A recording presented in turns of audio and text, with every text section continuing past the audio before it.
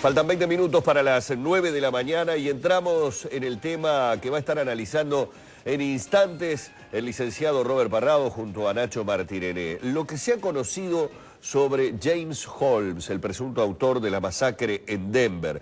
Datos de las últimas horas. James Holmes sin rastros en las redes sociales, se dice. El sospechoso del tiroteo en Colorado no ha dejado huellas en las redes sociales, ya que hasta el momento las autoridades no han encontrado rastros de James Holmes en sitios como Facebook o Twitter. ¿Por qué es importante esto? Porque se trata de establecer si este joven del que se hablaba y se habla muy solitario, también esa soledad, ese aislamiento, lo llevaba incluso al hecho de no tener ningún tipo de rastros en redes sociales. Y otro dato que también aparece hoy, que Holmes le anticipó la masacre a un psiquiatra, y ustedes podrían decir, ¿pero cómo? Días antes de la tragedia, el asesino le envió un paquete con dibujos escalofriantes a su psiquiatra.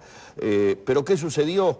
Desde el 12 de julio, aparentemente, en la oficina de correos estaba el paquete donde se encontraron estos dibujos, donde en ese cuaderno explicaba todos los detalles cómo iba a matar a la gente, pero esos dibujos e ilustraciones de la masacre nunca llegaron a las manos del psiquiatra. Vamos al encuentro de Nacho y del licenciado Robert Parrado.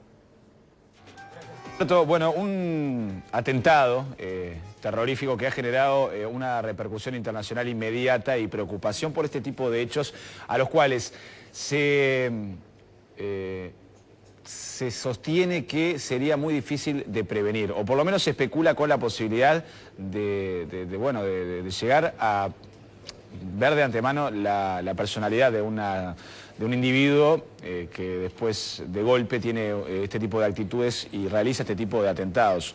Estamos hablando de James Holmes, que además tenía todo en su casa, había sido totalmente premeditado según se está investigando, y además su casa era una trampa mortal, así que no es solamente un atentado en un lugar. Buen día, Robert. Buen día, ¿cómo estás? ¿Todo bien? Bien, bien, por suerte. Bueno, ¿se puede generar un perfil de una persona como este joven norteamericano que terminó siendo un asesino premeditado, por lo que se está sosteniendo, o es difícil de prevenir este tipo de crímenes? Es muy complejo, ¿no? Es un asesino en masa. Estamos hablando de situaciones que en Uruguay no ha habido. Por suerte no. Son excepcionales, aún teniendo experiencias como la de Oslo y unos tantos lugares más, digo, en Brasil, digo, Canadá, Estados Unidos, bueno, otros países de Europa. ¿Qué se hace? Se hace el acopio de la información y se analiza constantemente. Lo que sí podemos hacer es no preocuparnos, ocuparnos del tema. Porque ¿qué pasa? Acá estamos frente a características de personalidad que pueden ser muy comunes y que de repente no estamos atentos y observándolas, como por ejemplo, hablaba Humberto del tema del aislamiento social, emocional. Sí. Esta persona tenía pocas comunicaciones en las redes, probablemente pocos vínculos, poco relacionamiento, como también la crónica recoge, con pares. Se contactó con prostitutas y no fue con un contenido sexual, sino como para conversar. En algún momento habría dejado algún mensaje como que él quería solucionar el pasado, había tenido la ilusión de resolverlo en el presente. O sea, aparecieron muchas características, pero algunas son interesantes y para darnos cuenta lo difícil que es, ¿no? Él en su cabeza debe haber planificado una y otra vez el episodio donde mató a todas estas personas, se hirió a todas estas personas 1000 veces. O sea, hasta el último detalle. Es como una película interior, en forma intrapsíquica, que él fue definiendo hasta que lo ejecutó. También es interesante ver que mientras estaba transcurriendo la película, casi que estaba, podemos inferir, mimetizándose con ese trajinar cinematográfico, con las escenas de la película, incluso vestido del Guasón. O sea, en las antípodas... No, en realidad vestido del como el villano de la última película. De la última. Que es otro. Es otro, pero con la máscara de gas. Exacto. Claro, pero, o sea, este tipo... no tenía un fin, o sea, no se puede decir que tenía un fin determinado en toda esta planificación, o sea, o sí, no, o es simplemente una patología, es un tipo enfermo de la mente nomás, claro, que sale a matar gente. Exactamente, en determinado momento tiene hay características como yo te decía, el aislamiento, la depresión, la dificultad de relacionamiento, claro. impenetrabilidad, desapego, incluso la extravagancia, digo, si podemos ver el tipo peinado, de peinado, ese tipo de cosas te llama la atención, algo de paranoia que debe estar por ahí, ver al mundo como hostil y en determinado momento ejecutar la venganza. O sea, destruir todo aquello que de alguna forma a él le había generado algún tipo de daño. ¿Qué características pueden haber en su historia? Capaz que fue víctima de bullying.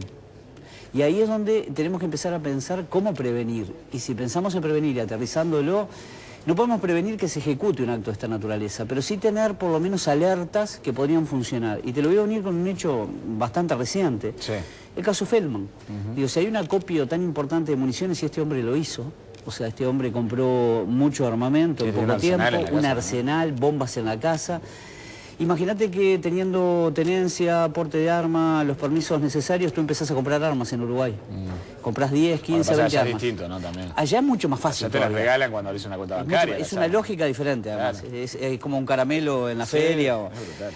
Pero igualmente, si tuvieras todo en regla que quisieras comprar, no hay un lugar donde se dé noticia que Nacho Martínez fue y compró 10 pistolas y 15 revólveres. ¿A alguien le llamaría la atención si tú compras eso? Claro, no hay un registro público. Hay un registro, pero no se le da noticia a nadie que tú lo compraste. Y quizás esa sería una forma para empezar como a ordenar algunas normas y decir, bueno, este tipo de hechos alguien tendría que auditar en algún lugar que tú compraste 10 o 12 armas o que Robert compró 10 o 12 armas. Bueno, vamos a ver qué pasa, vamos a chequear eso, qué pasó, que compraste tantas, en qué andás. Eso creo que sería bueno hacerlo. Ni que hablar si comprás 3.500 municiones. No, está bien, está bien. O sea, está nota para el libro, ¿no?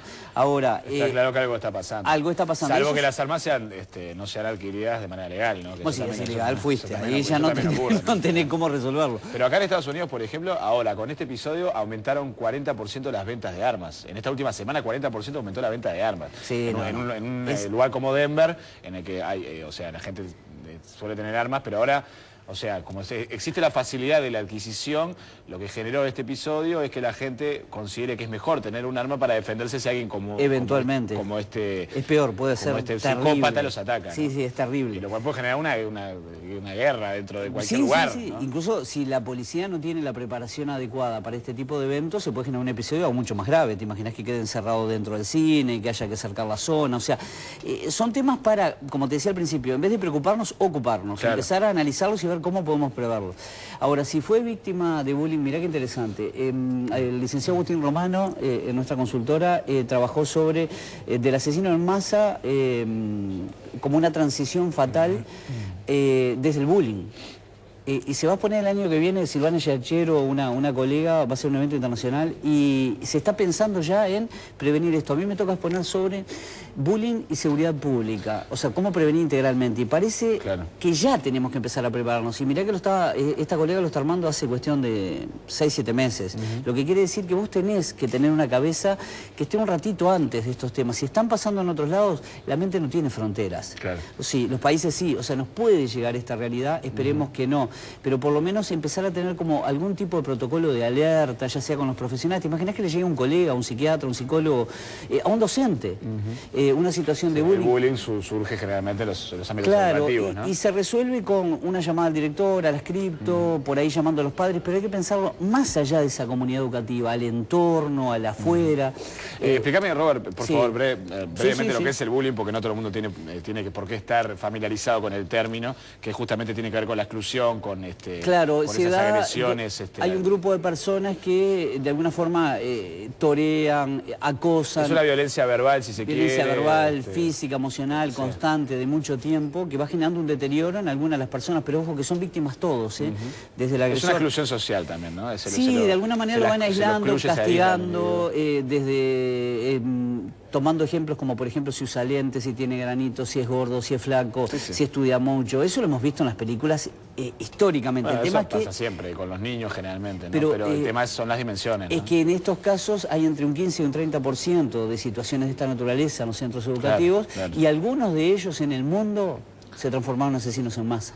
Claro. Entonces, si habrá que tener en cuenta esta situación. En esta sociedad globalizada en la que vivimos, donde la imagen pesa tanto. Además, pesa tanto, más, ¿no? y se traslada tanto, y como te decía, la mente no tiene fronteras. Va a pasar en cualquier momento esta situación y tenemos que estar previendo situaciones que no queremos vivir. No da para asustarse, da para estar atento, tener una determinada aprehensión, pero ya empezar a preocuparnos, los papás, las mamás, hablar con los docentes, conversar cuál es este tema, pedir asesoramiento especializado. Yo creo que ya es hora de mirar el mundo, como bien decías tú, con una mirada más globalizada, mucho más ecuménica, mucho más amplia, y que los temas no nos pasen como desapercibidos y quedarnos en la tacita del Plata, la Suiza de América, digo, claro, las cosas están llegando. No existe más eso. Tú lo hablas de los narcotraficantes. Digo, sí, ¿no? bueno, lo decíamos recién. Robert, ¿qué papel pueden jugar las redes sociales en este tipo de individuos?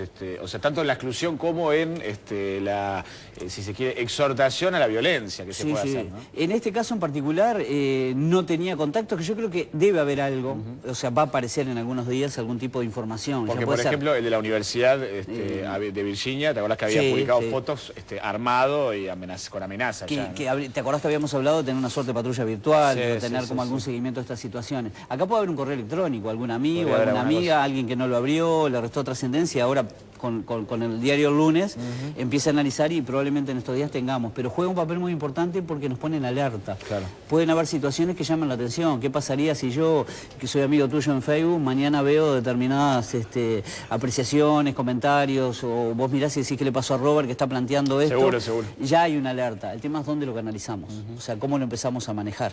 Digo, obviamente que tendría que haber una llamada, decir, Nacho, Robert, ¿qué pasó?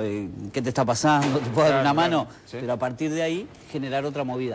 Pero tiene un impacto muy importante como un canal de conocimiento de determinadas cosas, y eso implica preocuparnos, ahí sí, sobre lo que le está pasando al otro, ver qué le está pasando al prójimo, pero más allá de eso, empezar a entender estas lógicas, preocuparnos por estudiar y ocuparnos en saber cada vez más de todos estos fenómenos que los pueden vivir nuestros hijos, que lo pueden vivir nuestros amigos, y que se puede transformar en una desgracia de esas que no queremos vivir.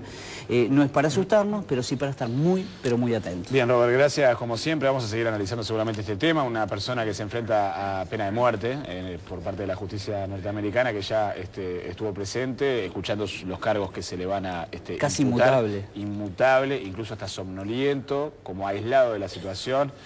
Claramente no está bien de la cabeza, ¿no? O sea, no, evidentemente es una patología, puede ser un psicótico, perfectamente. Sí. Pero bueno, veremos qué pasa con el juicio de Robert Parrado. Nos vemos, Nacho. Siempre. Nos vemos la semana que viene. Te voy a seguir en las redes. En la columna. Yo a vos también. Seguimos adelante, amigos, en Arriba Gente con Humberto.